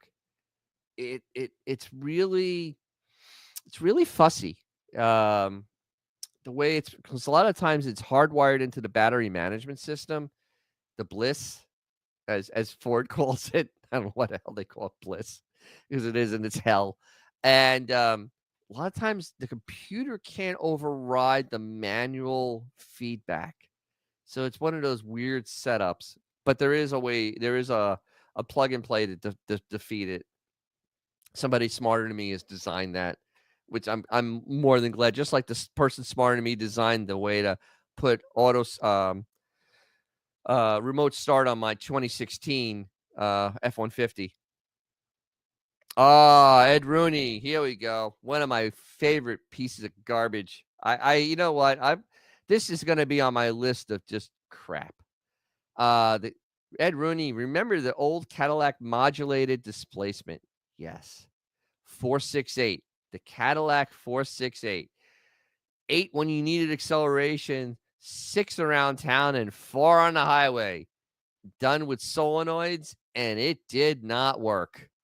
Oh dear, because it was using old technology, and they didn't have good cylinder deactivation. Even cylinder deactivation today isn't very good. And to turn the valves and everything would still be opening. It just wouldn't be fed any fuel. It really was a horrible, horrible system. Not as bad as the diesel. The diesel that came out at the same time that they based on a Chevy 350 probably is the worst engine ever built in America. By far. I mean, honestly, it'd be hard pressed. Yeah, I think that may be that may be another little video there. The 468. Even though it's not a Chrysler, yeah, that may be something. Let's see. Benjamin. Dennis trying to disable all those start stop. What are you doing, Dennis? And how what are you doing, Dennis? Yeah, that's the thing. When they start having AI, that's gonna be the scary part. The computers will revolt. Why are you touching me there? I don't need a computer to be that. Like that's why I have a dumb refrigerator and I have a dumb dishwasher. and I have a dumb stove because I don't want these things to actually have self-awareness. I don't need my refrigerator revolting against me. I really don't. I don't need that. I really don't. The only thing I have is lights I can control with Google, which kind of scares me anyway, but I'm a kind of a gadget person. So I don't mind turning my lights on and off, but even that I realize, but I will never do a thermostat. Hell no, because then when the robots take over and they can make the house hot or cold, and I'm not going to be there with it. No, no, it's just not going to happen. No, no. I think I may actually. Yeah, I know there's a bunch of things on Forescan, but it's I may just do a. I haven't done one on my truck in a long time because it's kind of neat, especially now that like the first these last generation because this changed the F-150. So the previous generations are getting older now. They're the 2015. They're 10 years old, and so they're going to be going. They're definitely on the secondary market. So there may be. I think there's a little room for stuff with that. I don't mind. I don't mind working on new stuff. I mean, I don't enjoy it like I working on an old car. Is the old 350? Oh god, they took the best one and they still couldn't make it work. Yes, the 468 was a sad end for the 500 472 family line. Yes, it was. Oh my god. Gosermas. Cool. How you doing? Gosermas has the coolest, I believe he has an old Mercedes. I hope I'm right on that because I'm a little brain dead right now. I've had one of those weeks. I just spent like 9 hours in the last 2 days working on a video, so my head is like all jumbled. But yeah, he has just really he has just a cool old car, and he should send in his first car. I imagine it's something really cool. Yeah, Ghost we actually had a thing where people want to send in their first car. Um, and I'll try to guess what it is if they don't tell me. Oh, yeah, I was right. Holy crap. Yeah, the 87 SDL turbo diesel. Those are friggin' amazing. You can go set them up and you go to McDonald's and get the used oil and burn that sucker in there and you smell like French fries when you go down the road. I love that. I love those cars. Air conditioning sucks in them because they're as expensive as hell to fix, but the engine, oh my god, you could just drive the hell out of an engine on cooking oil. Just love it. I figure, just don't go like to a Long John Silver's because I don't think the fish will smell good, going through the tailpipe. But McDonald's smells really, really good. I've been behind trucks that had it done, and it literally smells like French fries. It's the greatest thing ever. Oh my goodness. Oh my goodness. So many things. So I have one more story unless somebody has another question. So this is actually kind of I like this just because we own just because we own a Bronco. It turns out that it says popular Ford newcomer overcomes takes Jeep in a key area. First of all, I like that everybody uses tariffs as an excuse for building poor products. But it turns out that the Bronco has been outselling the Jeep Wrangler. And I am so incredibly happy about that. I am so incredibly happy that because the Bronco is so much better vehicle than the Wrangler all day long. And what really helped it is that the price came down uh, with their Ford employee pricing. That the truck actually was fairly affordable, and it really did well for it because the price on them was accelerating too fast. And I love it. The only things that the only Mustang sales were down. Everybody's trying to beat on the Mustang. Um, but the thing is, the thing with the Mustang, there's two things that are going on there with that. I just love it. Oh, I just love the front end of the Bronco. It's such a cool front end. It really is. Everything that is such a cool thing. So cool. Um, the um, the thing is, with the Mustang, everybody likes banging on it. Oh, it's not a good. It is a good car. It's actually the best Mustang ever built. The problem is the price has accelerated faster than earnings. And to buy one of these now, you're looking at like a $900 or an $800 nut on a Mustang, plus the insurance. Like in the state of Florida, middle-aged me, so I'll admit I'm middle-aged. Middle-aged me would still pay like $5,000 a year to own a Mustang GT in insurance. I mean, the nut on that car is outrageously expensive. And so there needs to be a lot of correcting in all the market for that car to start selling. And there really isn't much. There really isn't much anybody can do because the price of everything went up. So it's all kind of crazy. But I mean, that's why you only see old guys mostly driving Corvettes, because they're the only ones that can afford to pay the insurance. And yeah, lots of Bronco variations. Actually, they cut it down this year. The Badlands is now the top one. The Wild Track is gone. They have a Stroop edition, which is kind of a limited edition two-door. Outer Banks is an option. It's an optional package on the base. So they cut it down. They had too many. I think they have it down to like three models, and then like a couple optional things, 3 or 4 models and optional things. So they made it. They made it a lot easier. I'm 50. You could be one of my. I have no idea what that means. Bronco rules in Europe. Yeah. Well, it's the right size. Highway robbery. Yeah. That's the world we live in right now. I mean, go to the store. You could see how expensive everything is. The other day I had to buy oil. You talk about highway robbery. I had to buy oil for our new generator because my power company, in their finite wisdom, had fixed that transformer that my neighbor's car blew up because he has an electric car, and I'll just blame him anyway. And so I had to go out and buy oil for this new generator because they didn't send it to me, those bastards. And so I went to O'Reilly because I needed 10W30 dyno juice. That's what I needed, just regular stuff. And so I go in there and I'm like, okay, I just want a quart of regular 10W30. I mean, this is basic oil. $9.99 a quart. A quart. $9.99 a quart for regular dyno juice oil. I'm like, really? I mean, they had their own brand, but I'm like, I know O'Reilly's okay. I have no idea who makes your oil, so I'm going to buy the thing at Castrol because I know what Castrol is, and I'll just put that in there because I don't need my generator seizing on me.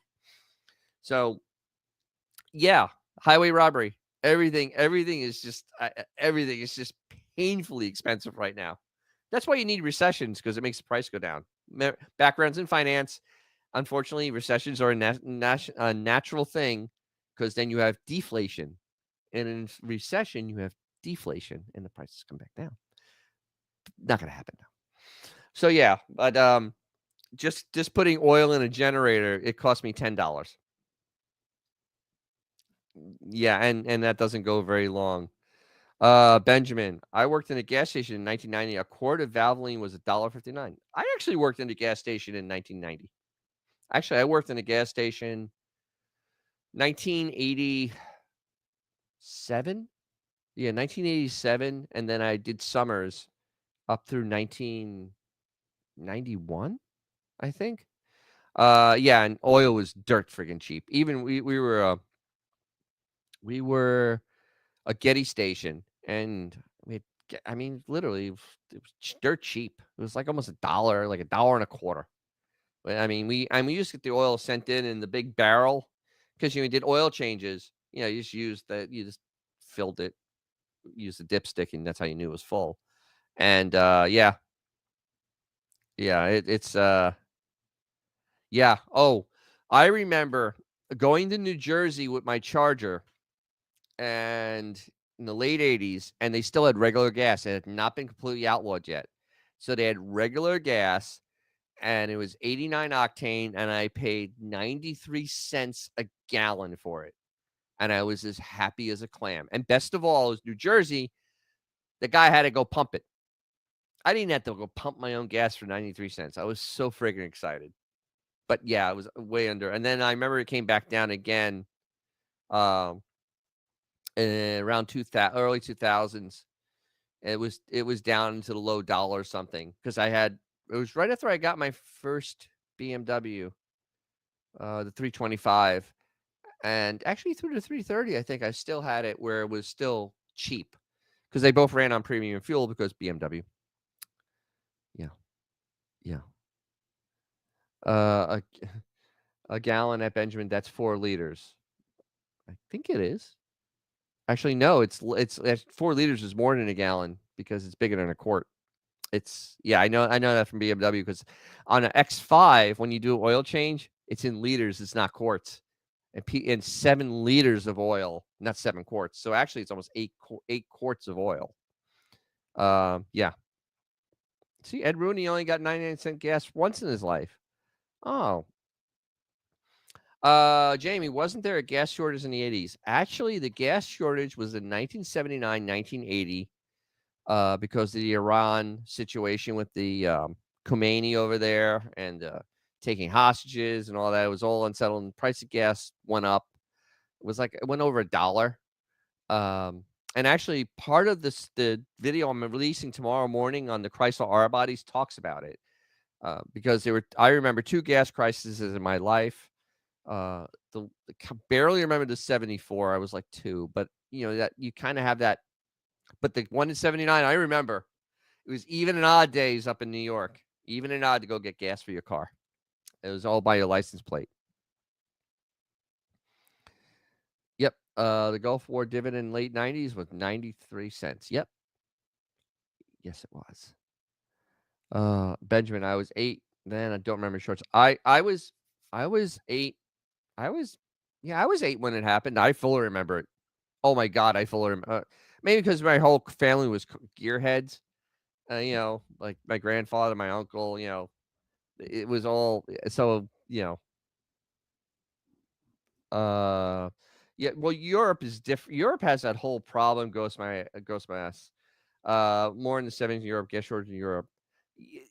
They had they have all those weird things where they always made a lot of rules and stuff to make gas harder to come by. It's really weird, and they do it in that weird thing of liters. I don't even understand that new math. Because when I was in Italy, I had to put gas in it. It was like I'm looking at the price, and I'm like going, "Is this really expensive? Is this really cheap? I don't have a clue." I'm like, I had to do math in my head. It was a little much, and then get it in Italian. It was too much, way too much. But yeah, it's always been the European way. That's why they have tiny cars, because gas. I think it's like the equivalent of like $7 a gallon or something. Plus, they tax the hell out of it because, well, most of Europe is socialist, and they like taxing. I get this question all the time, Benjamin. In Italy, do they drive on the same side of the road as us? Yes. The only country, actually, not the only country. Any country that's based on British law, except for Canada, which I don't understand how that got away, but except for Canada, drives on the opposite side of the road as the United States. So they drive on the left side of the road as opposed to the right. In Italy, they drive on the right side of the road. They just drive really, really tiny cars. And honestly, a Mini Cooper is kind of a big car over there.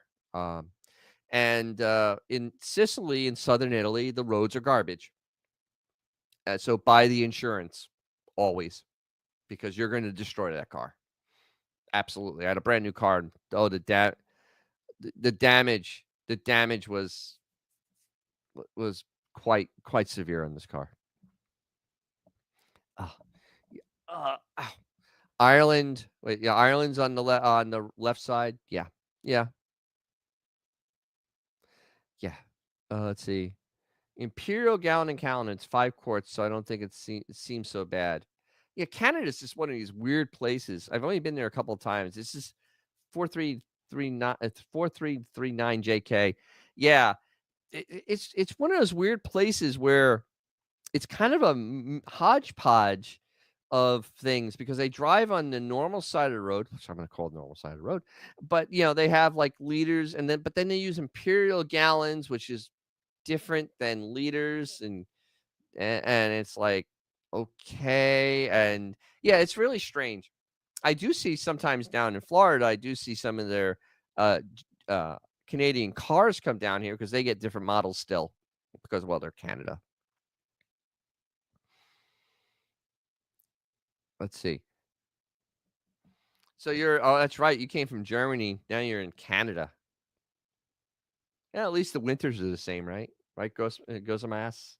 The winters are the same. I can't handle that. I can't handle that cold anymore. It's just not me. No more. It was 90. It was cool today. It was only 92 and it was really humid, but I was okay because I didn't have to shovel anything. There was no snow outside. I'm okay. I was fine. I could wear shorts. I'm okay.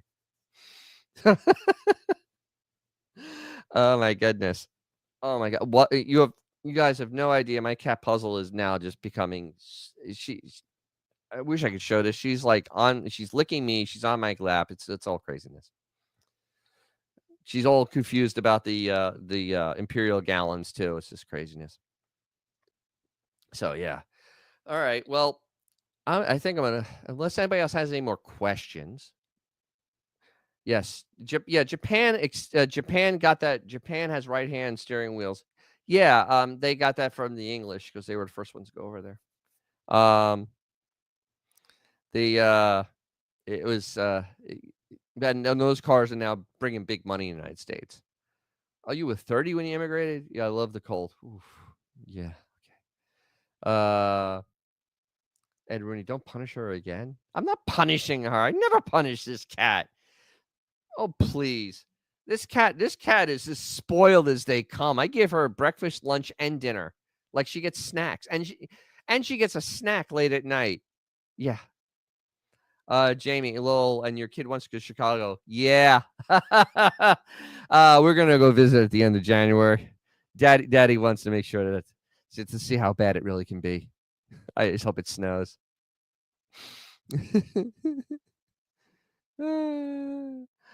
uh, Benjamin, that's actually puzzle number 2. No, it's still puzzle. Mr. Dangles, goodbye at DJ's Class Garage. We'll never forget you.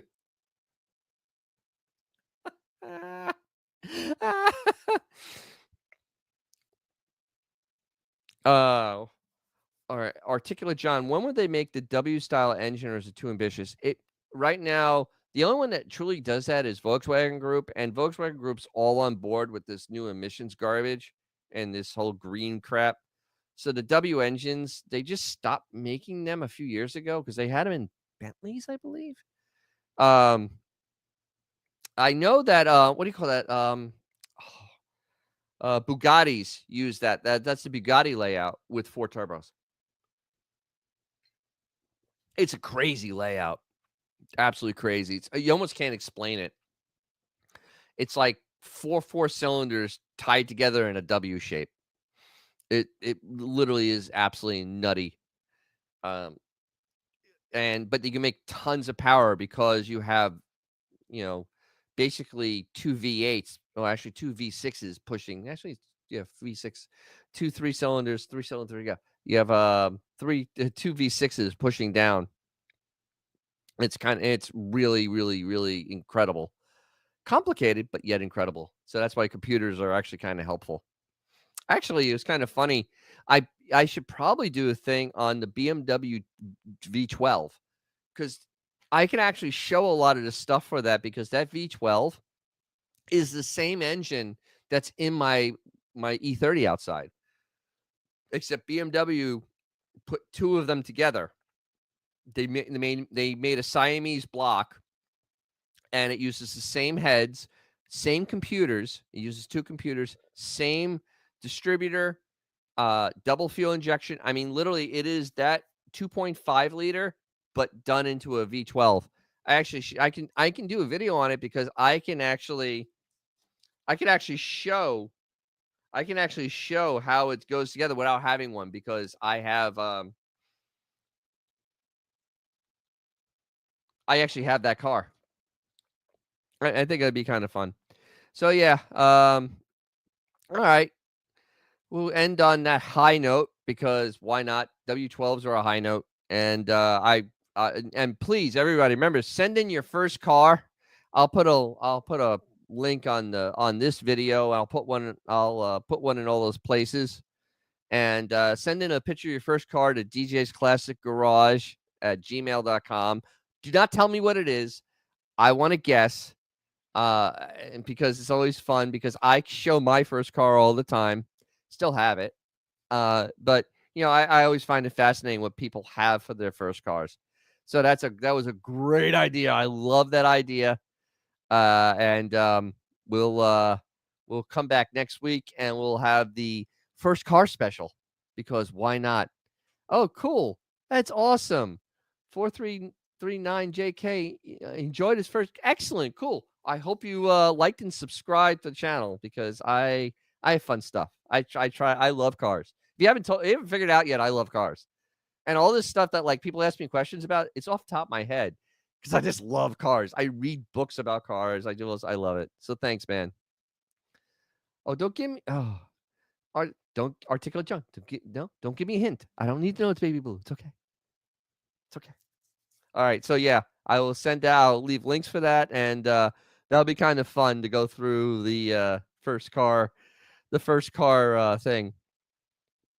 Excellent. Thank you, Ghost My Air. Goes on my ass. God, I can't say it. Yeah. You hit the thumbs up. Thank you very much. Yes. Peace and love. Peace and love. Thanks a lot about Al. Thank you all. I enjoy this. This was fun. And we'll do it again next week. And I will have some more videos. I have a video coming out tomorrow. Everybody watch it. It's on the R Bodies. This is a car that you never knew happened. And then soon the TC Maserati, and also soon the drive through the Zello Trail and an E30 with family on board. I can't wait. So thanks a lot, everybody. And this was an awesome show, and I had so much fun. Yep, same here. Fords are my drivers, Mopars are my toys. Absolutely. Absolutely. Yeah, absolutely. Absolutely. That's been my life. That has been my life. Oh, what about am I allowed? Are you not gonna follow me though? Oh. Okay. All right, guys. I'm gonna say buonanotte. If you like what you saw, subscribe. If you didn't, thank you for watching to this point. And as always, if you have a cool car or something fun to drive, take it out. You'll make someone's day, probably your own.